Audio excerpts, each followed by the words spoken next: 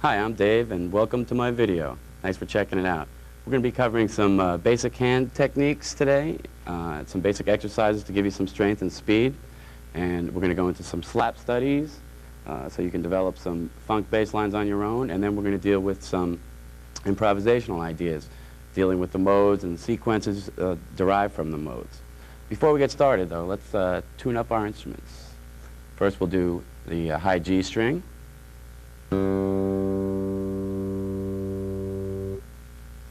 Next is D.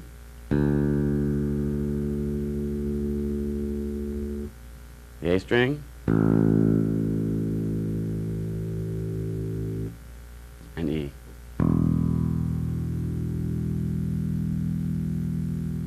One more time, just check that out. G.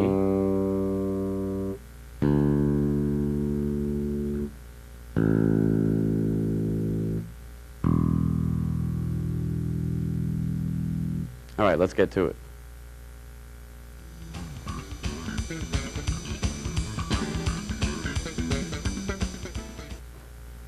Okay, in this segment, I'd like to discuss some basic techniques for the left and right hand and show you some exercises that'll help you build some strength in your hands and acquire some facility on the instrument. Let's start with some basic hand positions.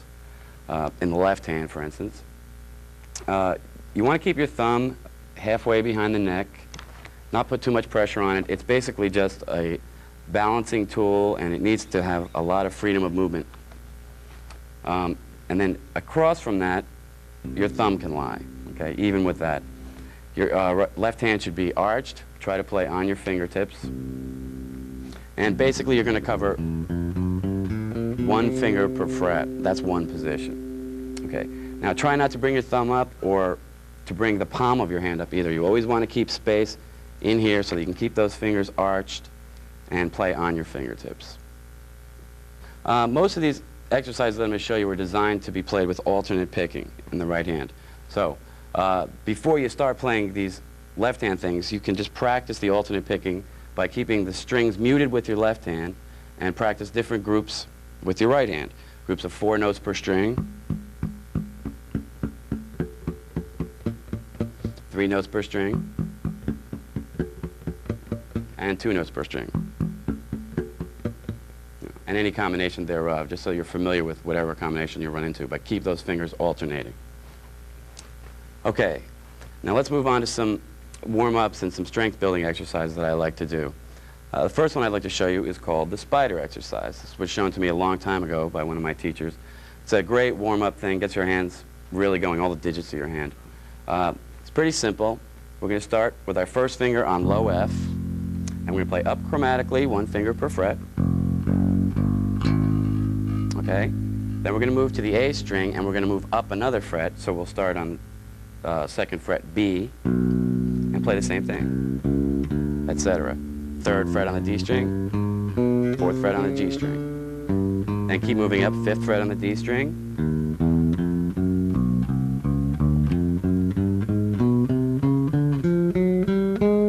Okay, and you want to end up on high G sharp, the 13th fret of the G string. Make sure you're alternating. Okay, then we'll go backwards from there using our 4th finger as our guide, and we'll go back 4, 3, 2, 1, going down 1 fret and 1 string at a time.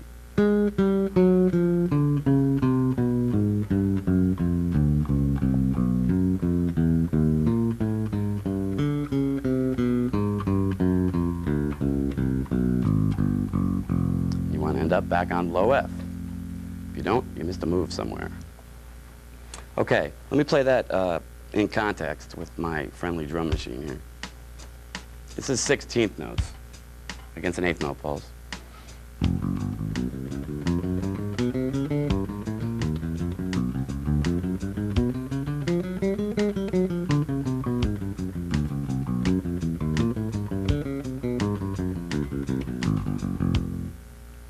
Okay, great. Now, one other thing I'd like to point out that you can do with this exercise is pretty interesting, is we can start getting into some odd phrasings. Before we actually approach the harmonic and melodic aspects of it, we can start feeling some different kinds of phrases using these exercises. Now, what I like to do here is play a 4-note finger grouping as triplets, okay? So the accents are going to change every beat, and it feels kind of weird, but it'll start you hearing some polyrhythmic phrases. So let me start with 8th note triplets first and play a little bit of what that's going to sound like for you.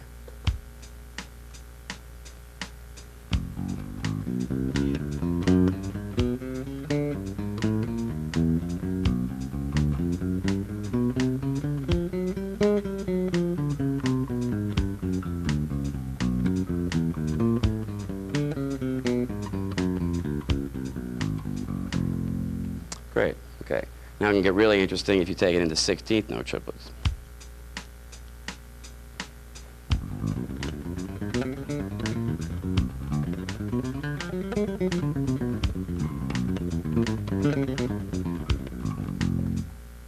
Now I'd like to just give you a couple strength building exercises for each digit of the left hand.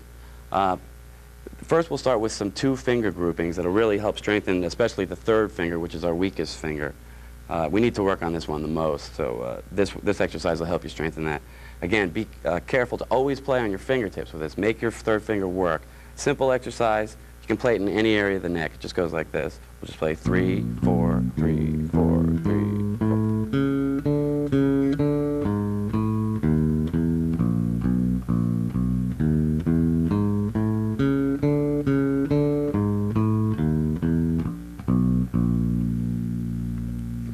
It's pretty simple, but it really lets you be conscious of what your 3rd finger is doing. Then we can work it even further, play 2, 3. Same concept.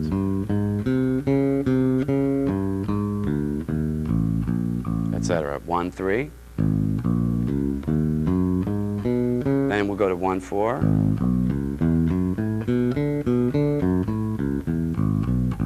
And 2, 4. Etc. Now, played in context, I like to run these straight through and just get my hands really working here, so let's see if we can do that. Play 16th notes against this.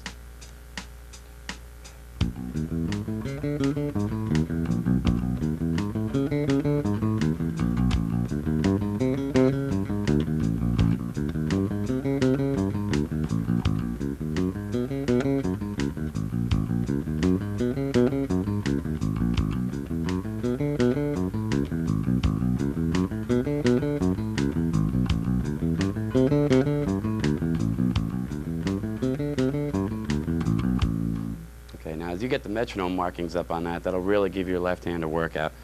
Just be careful, don't strain the muscles in here. It can get tiring. All right, we can also play some 4-finger combinations. Obviously, there's a lot of different ones. You can use any combination of 4 fingers to get a different exercise. I'll just take 1, 3, 2, 4, again starting on the 1st fret on the E string, move up to the A string. Now, once I've played it on all the strings, I move up a fret, play it on all the strings in the opposite direction.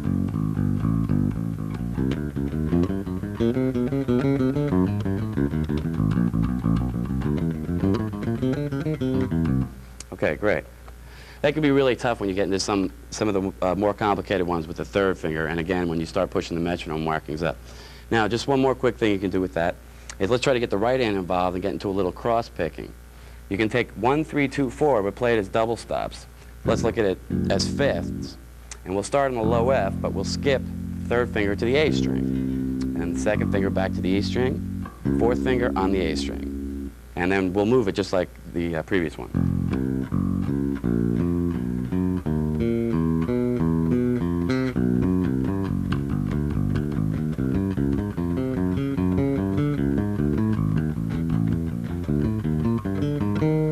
etc.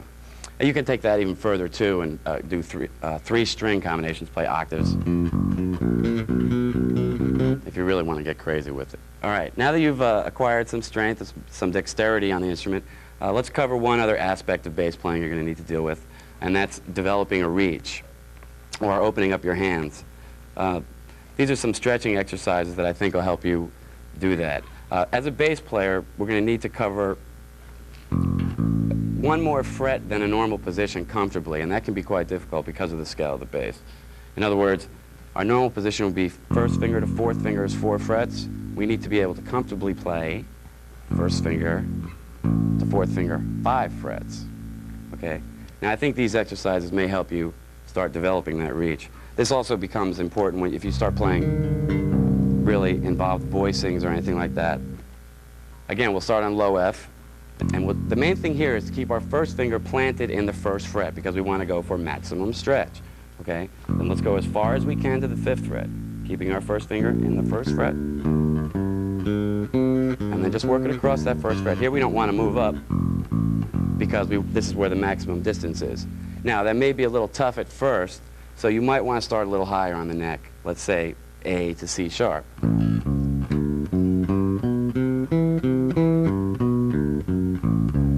Now, as you get comfortable with that, again, start moving it down the neck until you can comfortably play a major third from the first fret F.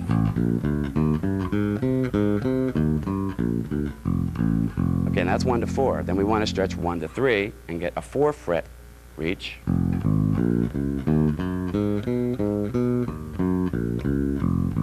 And then, of course, 1 to 2.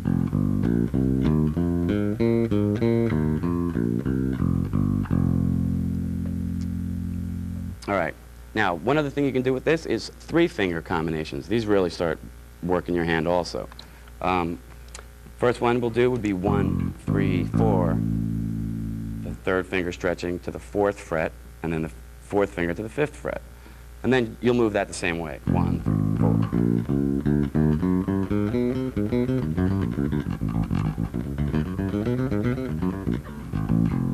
4. Okay. Then 1, 2, and 3.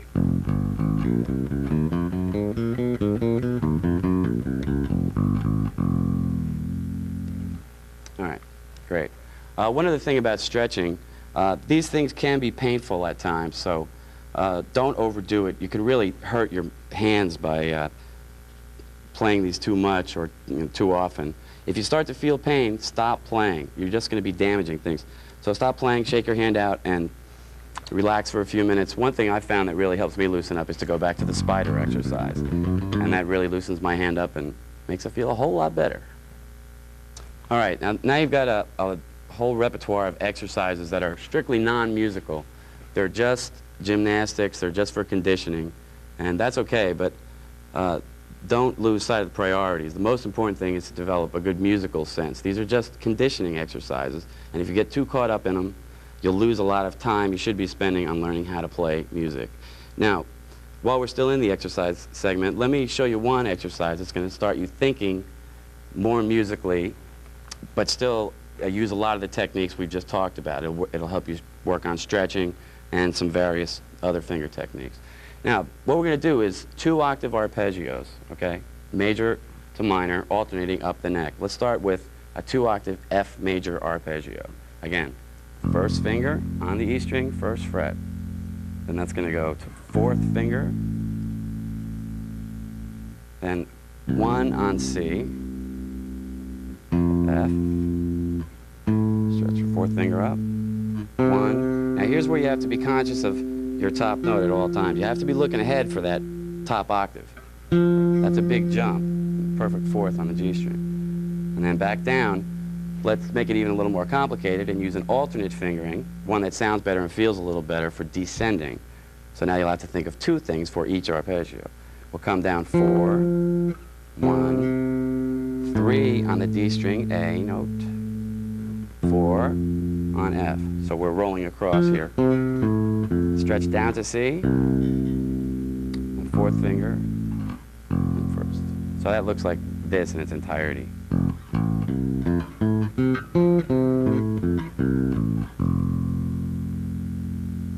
Now, after we play that, in successive eighth notes, what we want to do is move up to F sharp and play a minor arpeggio. This is a Jocko exercise, by the way.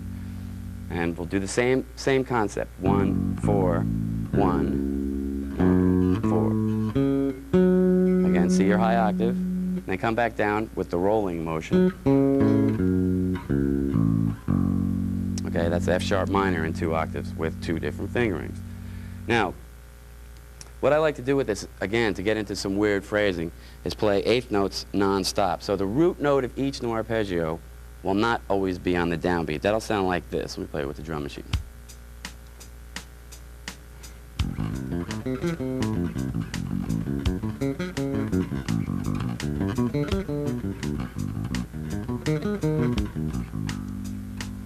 Okay? That's alternating major and minor arpeggios up and down the neck.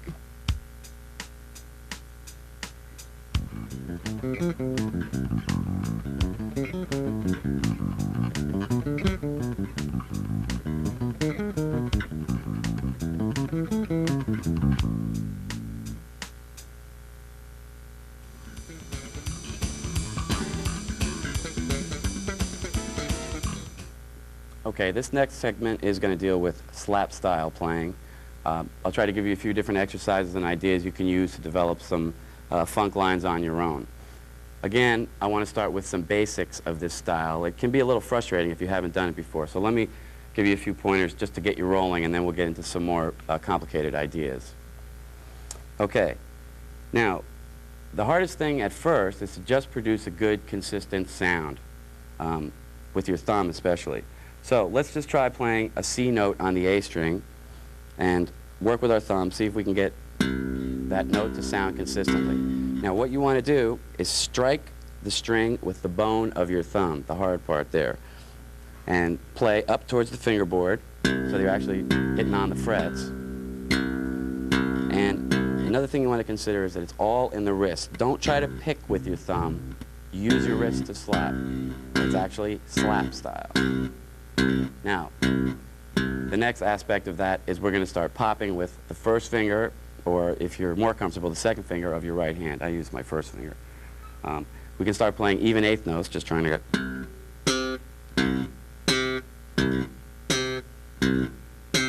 Now, what we should do is move that idea down to the E string. A lot of this style playing is done with octaves, so you're going to be playing in 2 string groups, the A and the G string, which presents a problem of getting in on the A string without hitting the E string. But the G is free and clear. Then the E and D string, the E string is free and clear, but you have to get your first finger in under the G string. So the exercises I'm going to show you practice both ways, on the A and G string and the E and D string. Now, let's just try some simple 16th notes on the A string, and then we'll move it to the E string with the drum machine here.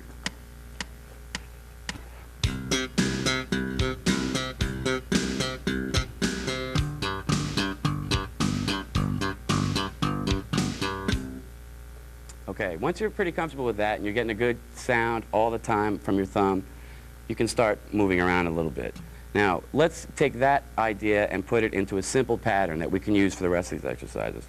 We'll just play C first, then we'll go to E flat, D, D flat.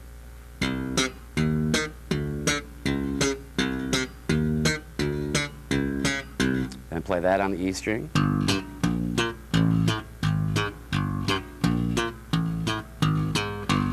Okay, that should make it a little more interesting when you're practicing. Now, let's go on to another variation. This is a very percussion-oriented style of playing. So we need to get familiar with a lot of different combinations between the thumb and the first finger. Much like a drummer does different left and right hand combinations called paradiddles and stuff like that. We need to be versatile with any grouping we may run into. Now let's just start with 2 strokes of the thumb and then a pop.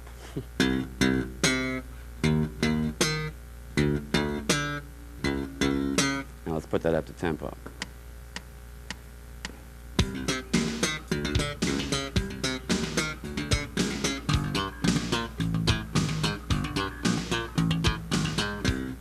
Okay, That's one alternative. Now let's put the pop in the middle.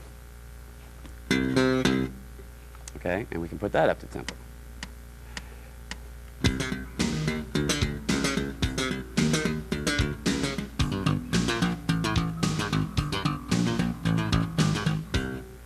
Great. Now let's play two pops on top. We'll play a thumb and then two pop notes in the rhythm of.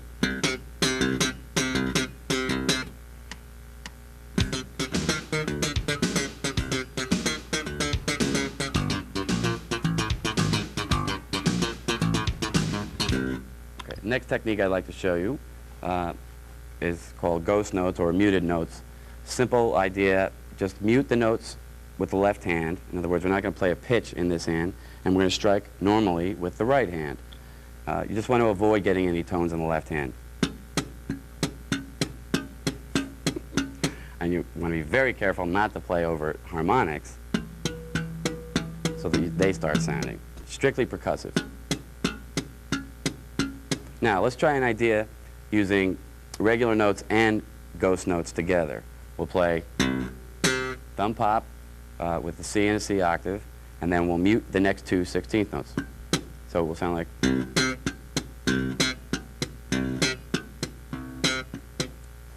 Okay, now from there we can move on to hammer-ons. This is a technique you'll find used quite a bit in all aspects of this playing. And again, here we can use it two ways. We can either hammer on with a pop note or using our thumb. Now let me show you a little idea using a hammer-on with a pop note. We'll start with just a B flat to a C. I'm thinking in C minor or C7 here, so the 7th to the root. And then we'll play two thumb notes.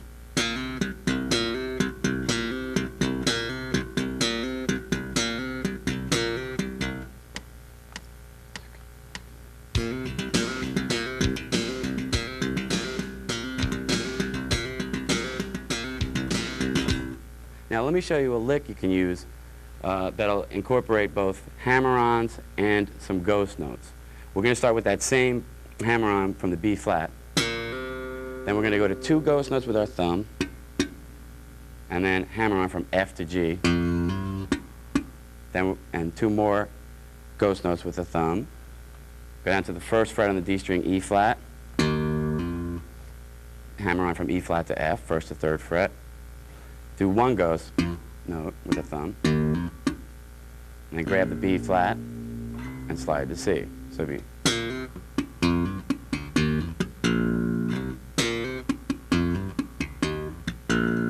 All right, that can be a cool fill if you're playing a regular kind of groove thing. So I'll try to throw it into that context.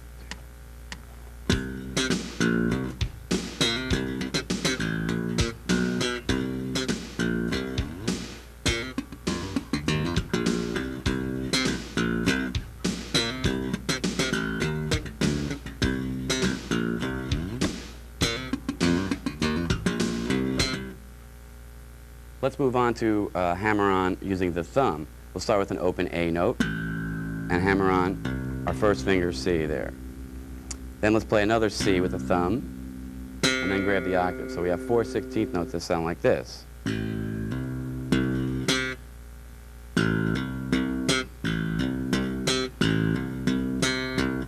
Now, when you start using some tricks like these, you can really start developing some speed with these exercises. Let me show you what that sounds like in context.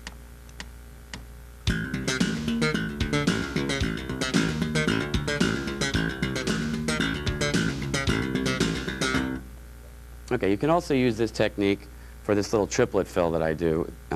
This is pretty impressive sometimes. We'll do the same basic idea. Thumb, hammer, thumb. And then we're just going to do some regular plucking up top. And if you get it fast, you can start sounding like.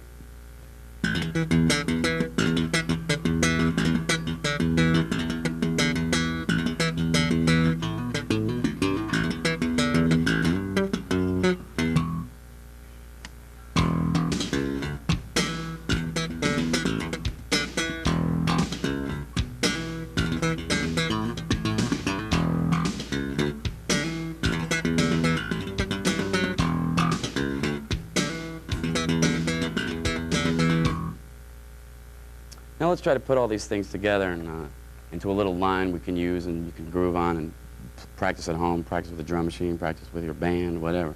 It's a lick that I've liked to play and a lot of my students seem to enjoy, so I'll show it to you. It sounds like this, and then I'll go through it slowly and show you step by step.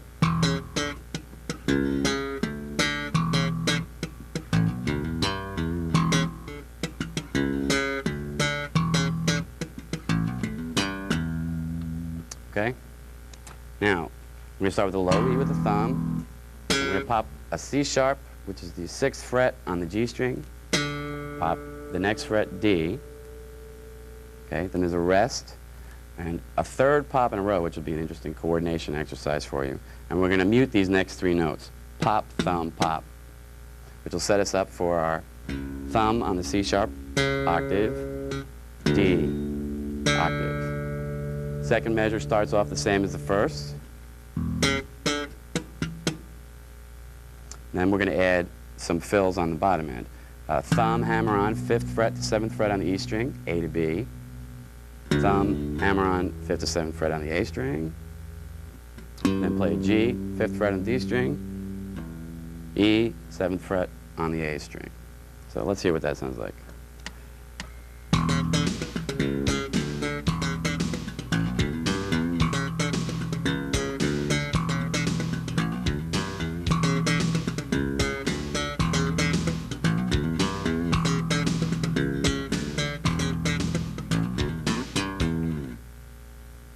The last thing I'd like to talk about in terms of slap style playing is a technique called left hand muting.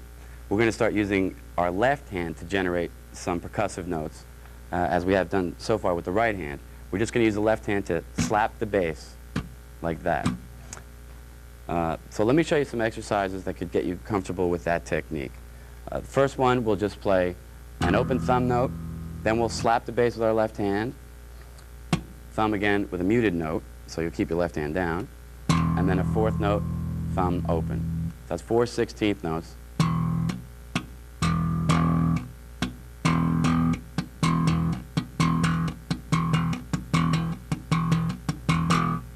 All right, now let's bring some pop notes into this technique. We'll use that on the 3rd partial of the 16th note phrase. We'll do open thumb note, slap the bass with the left hand, pop, thumb, muted. So we got.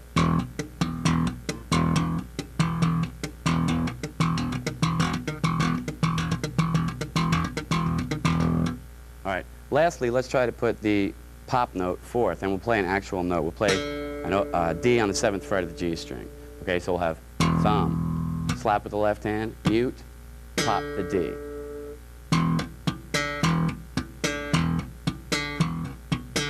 Okay, now this can be really cool if you walk the 1st finger up and down the G string. You can start getting some melodic lines kind of happening there.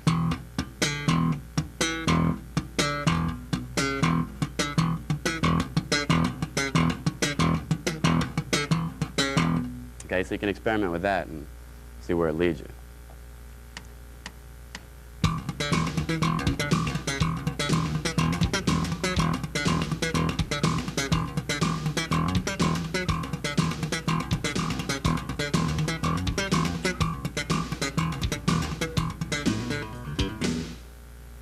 I'd like to close out this part with another lick you can learn and play with.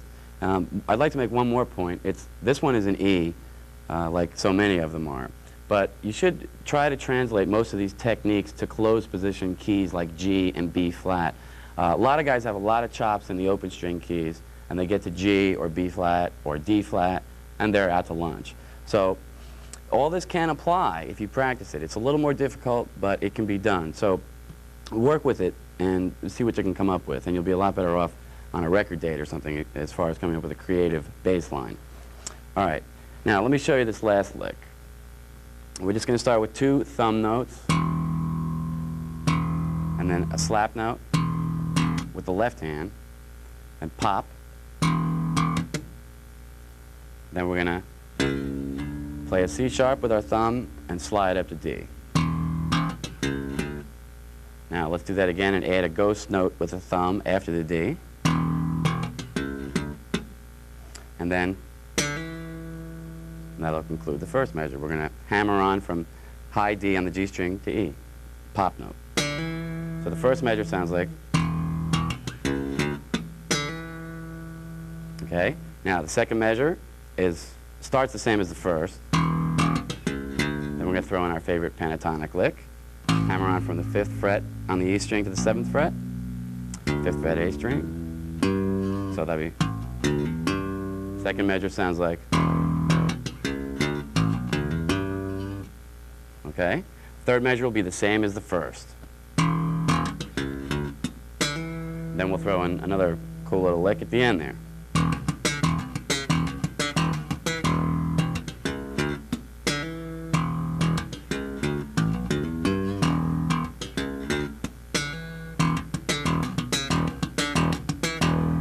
Okay, that's the whole lick.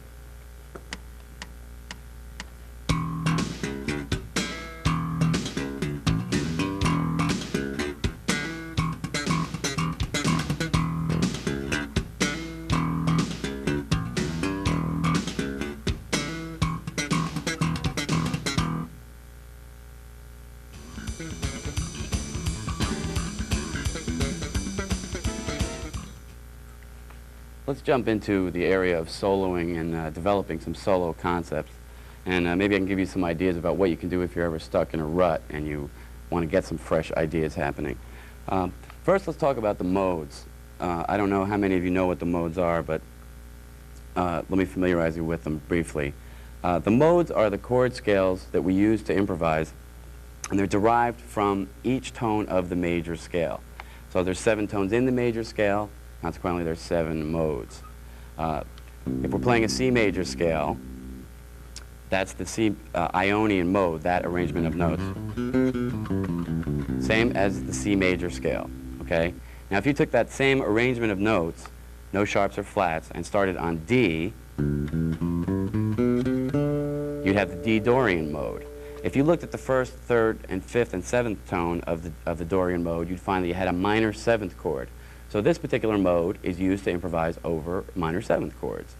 Now you'll find that there's more minor 7th chords within each key, so you start to, you have to learn about chord relationships to really determine what key you're in and what mode you need to improvise. Let me show you a system I have for learning all the modes as easily as possible in all the keys. We're going to start them all on the E string with our first finger. Let's start in the key of F in this instance. And here we'll just play a major scale. And we'll extend it up to a 5th above the octave.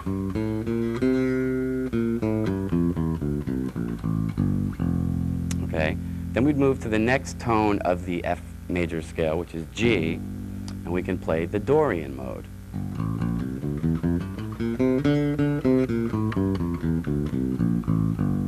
Now, with all these modes, there's basically only going to be 3 fingering combinations. So don't get too bent out of shape about it. We're either going to play 2 whole steps, 1, 2, 4, or a whole step and a half step, 1, 3, 4, or a half step and a whole step, 1, 2, 4. So as you're learning these modes, apply that to it, and you'll be pretty right on as far as fingering is concerned. Now, another thing is, in each key, there's only 7 fingerings. So once you learn the shapes, you can transpose them to any other key. So there's really only 7 shapes to learn, and you're there. So let's continue on through the modes in F. The A Phrygian mode.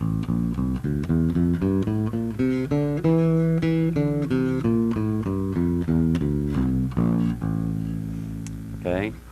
B flat Lydian. It's a lot like a major scale with a raised 4th.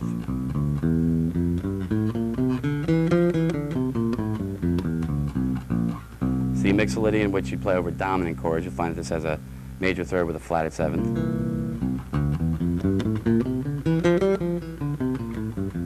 A lot like a major scale also, with that flatted 7th in it.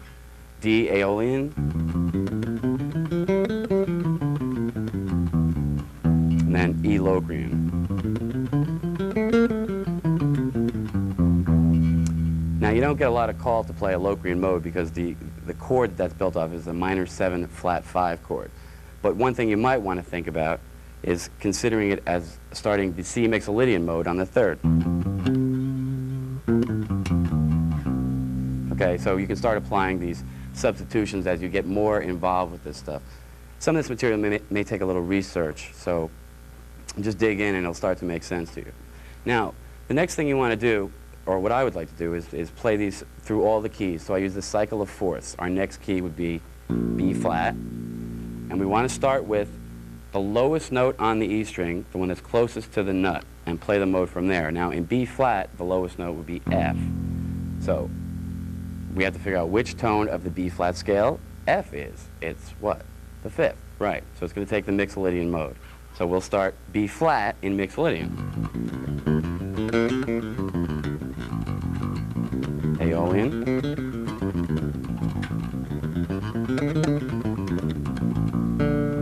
Etc. Now just to give you an example, let's try a couple sharp keys, like A would start where? Right, F sharp Aeolian.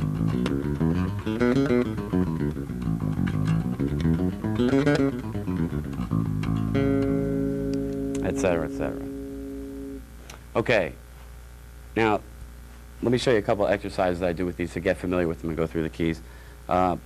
First thing we can do is just play straight 16th notes up and down and keep moving the modes up the neck. Let me play with the drum machine here.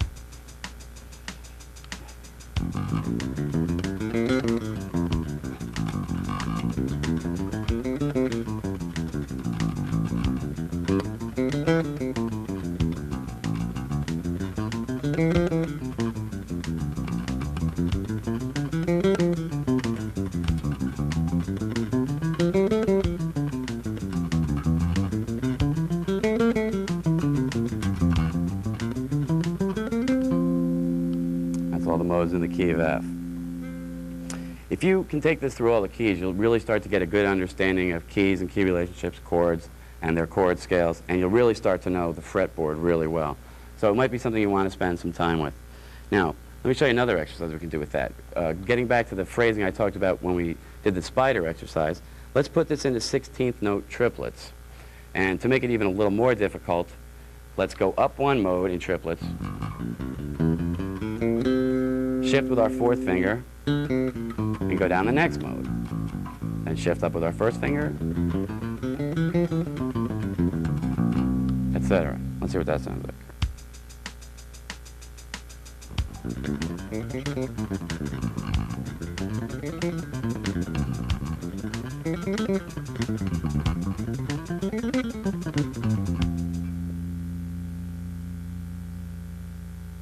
Before we go on to developing some lines and licks using those modes, let me just touch on arpeggios briefly. You can apply the same kind of system to those, and it will provide you with some vertical movement, which is really interesting on the bass because most bass players play very much from a scale perspective. So if you can start working some arpeggios into your playing, it'll sound great. Now let me just give you an example of, for instance, G major 7 with that same approach. Playing all the inversions starting with the one closest to the nut. Now, the note in G major 7th that's closest to the nut is F sharp, the 7th. So we've got to figure out the four shapes for this chord. We'll start with the 7th.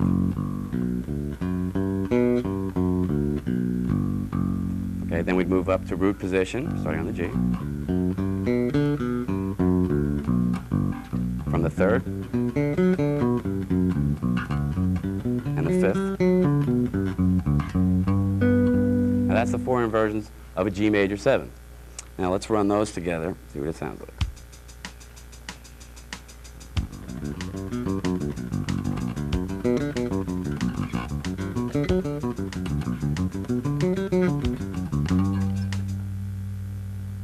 Now if you can start putting those together and then do the dominant chords and the minor 7th chords and minor 7 flat 5 chords, you'll have a real good understanding of harmony and a real good understanding of the fretboard. You really have to see where you're going with these kinds of things, so it's a good exercise. Okay, now let's move on to some soloing concepts. We'll go back to the modes for that, but just remember this all applies to arpeggios as well. Okay, now you're stuck for a lick and you're saying, well, playing a scale is really boring, and you know, that doesn't really make it. You need a little variety. So let's take a real simplistic approach and figure out what we can do to get some variety happening. Well, the first thing I'd say do is let's play 4-note scale groupings. We'll play up 4 notes of the scale. I'm in C major now. Okay, then we'll go back to the 2nd note of the scale, D, and play a 4-note group from there. Okay, etc. Okay, now instead of having a straight scale, we have a lick that sounds like.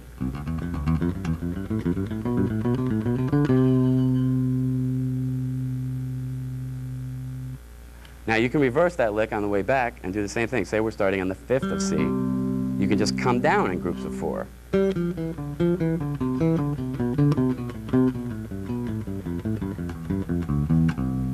Okay?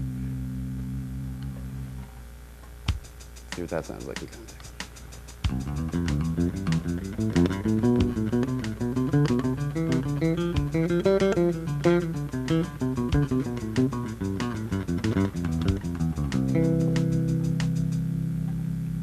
Okay, now that's one idea to get you started playing some licks, but you go, well, that's not that hip. You know, it's still pretty straight ahead. You can really hear the scale. So what can we do to change it up? Well, let's do something with it rhythmically. Let's displace it by 1/16th note. You can take that exact pattern,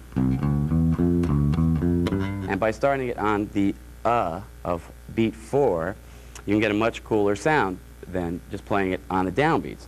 So let's hear what that sounds like. 1, 2, 3, 4.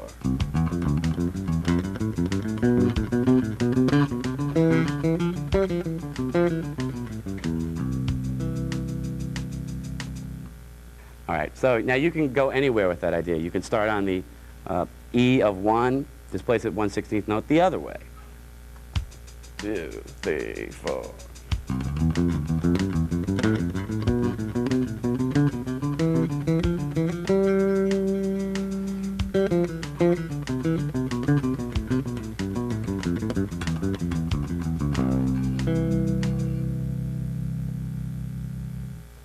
Okay, we can take this concept even farther out and start introducing some polyrhythmic ideas like I discussed earlier. And we can take these 4-note groups and play them as 16th note triplets, where the accent will be changing every beat, and it's going to be the exact same pattern, but it's going to feel weird rhythmically, so you should work with it slowly at first. Let me play it as 8th note triplets first, and then 16th note triplets.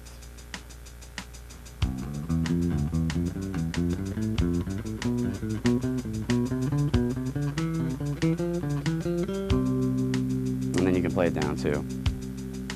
Now at 16th note triplets, it starts to get pretty hip.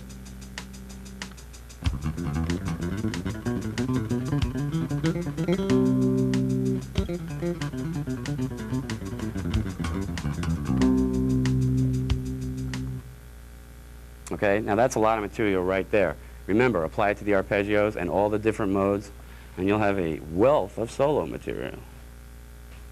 As you continue experimenting with melodic ideas, just bear in mind, you can do any combination of notes. You can go up in groups of 4, and then down 4, and then all the other stuff applies to that too. Or start down 4,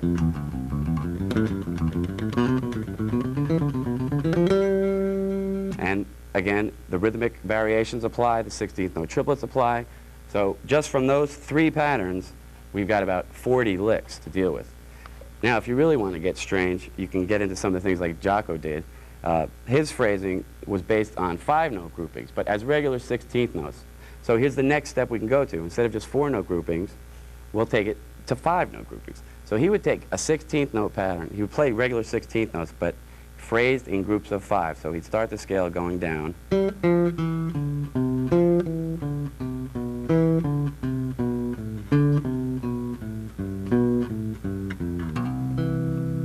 Okay, broken all into groups of 5, but the pulse is just in 4 notes. 1, 2, 3, 4.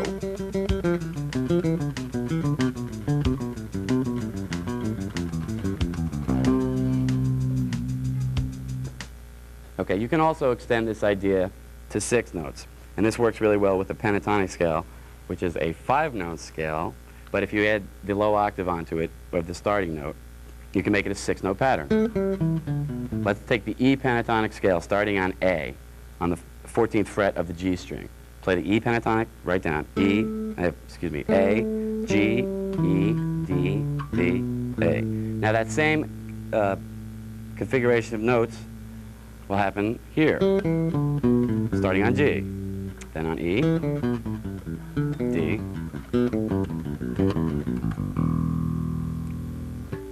now if you play that straight down, it starts to become a pretty cool lick for descending.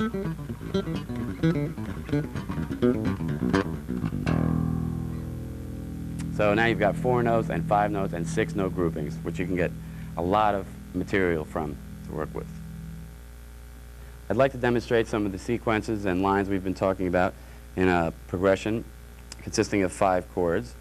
It's basically in C minor, which is relative to E flat major, so we can look to E flat for the modes to play over the chords.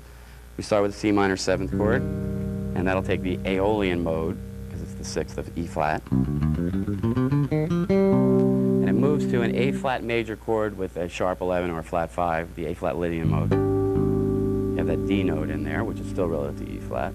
Then it goes to F minor and B flat, which is a 2-5 in E flat, so you can play Dorian to Mixolydian there. And then a turnaround change, basically a G dominant chord, G7, which can be approached several ways. You can either play the Mixolydian mode based off of G from that, or a preferable approach is to borrow from the C harmonic minor and play a G altered mode. So if you have a C harmonic minor scale, that introduces that B that gives you the dominant sound. And we'll just base that and make G our root note. And that resolves very nicely back to the C minor. So let's check that out.